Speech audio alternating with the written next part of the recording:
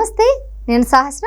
Welcome to our channel. YCP దుర్మార్గపు ప్రభుత్వానికి అక్కడ డీఎస్పీ స్థాయి అధికారులే నిదర్శనం.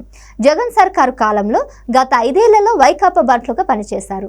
పార్టీ నేతల అరాచకాలకు వెన్నుముకగా నిల్చున్నారు. టీడీపీ జనసేన నేతల గొంతుకను అణిసివేశారు. ఎదిరించిన వారిపై అడ్డగోలుగా కేసులు పెట్టారు. బయటికి కూడా వెళ్లనివ్వకుండా నిర్బంధించి హింసించారు. దొరికిన ప్రతి చోట అధికార దుర్వినియోగానికి పాల్పడ్డారు. బాధితులను ఆదుకోవాల్సిన అధికారులే వారిపై రివర్స్ కేసులు పెట్టి వేధించారు. జగన్ హీరోగా నటించిన ఆ డీఎస్పీల తీరుపై ప్రస్తుతం టీడీపీ వర్గాల్లో జోరుగా చర్చ సాగుతుంది. ఇందులో కొందరు పోలీసు అధికారులు దురుసు ప్రవర్తన ప్రతిపక్ష నేతలకు ఆగ్రహాన్ని కలిగించింది. అందులో ముఖ్యంగా చెప్పుకోవాల్సిన వైకాపా హయాంలో చిత్తూరు, పలమనేరు డీఎస్పీగా ఎన్ సుధాకర్ రెడ్డి. ఎందుకంటే ఆయన కేవలం డీఎస్పీగానే కాకుండా చంద్రబాబు సొంత నియోజకవర్గం కుప్పంలో ఇన్ఛార్జ్ డీఎస్పీగా సుదీర్ఘ కాలం పాటు బాధ్యతలు నిర్వర్తించిన ఆయన టీడీపీ నాయకులను, కార్యకర్తలను అణచివేశారన్న ఆరోపణలున్నాయి. మాజీ మంత్రి పెద్దిరెడ్డి రామచంద్రారెడ్డి ఆదేశం మేరకే పనిచేసినట్టు విమర్శలున్నాయి. జీవో 1ని సాకుగా చూపి అప్పటి ప్రతిపక్ష నేత చంద్రబాబు రోడ్ షోకు అనుమతి నిరాకరించారు. కుప్పం రాకుండా అడ్డుకున్నారు. వాగ్వాదానికి దిగి అతనితో దురుసుగా ప్రవర్తించారు. పుంగనూరులో చంద్రబాబు స్వాగతం పలికేందుకు వచ్చిన వందలాది మంది టీడీపీ కార్యకర్తలపై అక్రమంగా హత్యాయత్నం పేరుతో జైల్లో పెట్టారు. పలువురుపై రౌడీ షీట్లు తెరిచారు. నారా లోకేష్ చేపట్టిన యువగలం పాదయాత్రకు అడుగడుగున అడ్డంకులు పెట్టారు.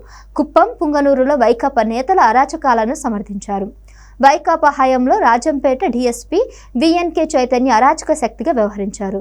తాడిపత్రి డీఎస్పీగా 2.5 ఏళ్లుగా పనిచేసిన ఆయన వైకాపా మాజీ ఎమ్మెల్యే కేతిరెడ్డి, పెద్దిరెడ్డి చెప్పినట్లే చట్ట ప్రకారం నడుచుకున్నారనే విమర్శలున్నాయి. అంతటితో ఆగకుండా టీడీపీ నేతలు, కార్యకర్తలపై భౌతిక దాడులు, అక్రమ కేసులు పెట్టారు.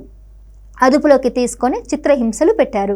వైకాపా వారి వల్ల ఫిర్యాదు చేస్తే బాధితులపై రివర్స్ కేసులు కూడా పెట్టి వేధించారు. అంతేకాదు పాత కేసులన్నీ తిరగదోడినట్లు ఫిర్యాదులున్నాయి. చైతన్య బాధితులు అతనిపై 23 ప్రైవేట్ కేసులు కూడా పెట్టారు. పోలింగ్ అనంతరం తాడిపత్రిలో చెలరేగిన హింసాకాండను నియంత్రించేందుకు ఇటీవల రాజంపేట నుంచి తాడిపత్రి వెళ్లిన చైతన్య టీడీపీ నేత జేసీ ప్రభాకర్ రెడ్డి నివాసంలోకి చొరబడి అక్కడున్న పార్టీ కార్యకర్తలను విచక్షణ రహితంగా కొట్టారు. సీసీ కెమెరాలను ధ్వంసం చేశారు. ఎన్నికల సమయంలో రైల్వే కోడూరు నియోజకవర్గంలో జనసేన తరపున పోలింగ్ ఏజెంట్లను వైకాపా నాయకులు అపహరించినా చర్యలు తీసుకోలేదన్నారు. రివర్సులో జనసేన నేతలపైన కేసులు పెట్టారు. తిరుపతి డీఎస్పీగా పనిచేసిన సురేందర్ రెడ్డి, తిరుపతి ఎస్పీ డీఎస్పీగా పనిచేసిన ఎం భాస్కర్ రెడ్డి వైకాపాకు అనుకూలంగా వ్యవహరించారన్న ఆరోపణలున్నాయి. తిరుపతి స్ట్రాంగ్ రూములో చంద్రగిరి టీడీపీ ఎమ్మెల్యే పులివర్తి నానిపై వైకాపా వర్గీయులు దాడి చేశారు. తాడిపత్రి డీఎస్పీగా పనిచేసిన గంగయ్య మొదటి నుంచి వైకాపా తరపున వాదిస్తున్నారు. పోలింగ్ అనంతరం టీడీపీ శ్రేణులపై దాడికి దిగితే వైకాపా నేతలు అదుపు చేయలేకపోయారు, పరోక్షంగా సహకరించారు. టీడీపీ ప్రచారాన్ని అడుగడుగున అడ్డుకుంటూ దౌర్జన్యాలకు పాల్పడుతున్న వైకాపా నేతలపై కడప డీఎస్పీ షరీఫ్ ఎలాంటి చర్యలు తీసుకోలేదు. టీడీపీ శ్రేణులనే వివిధ కేసులు ఇరికించారు.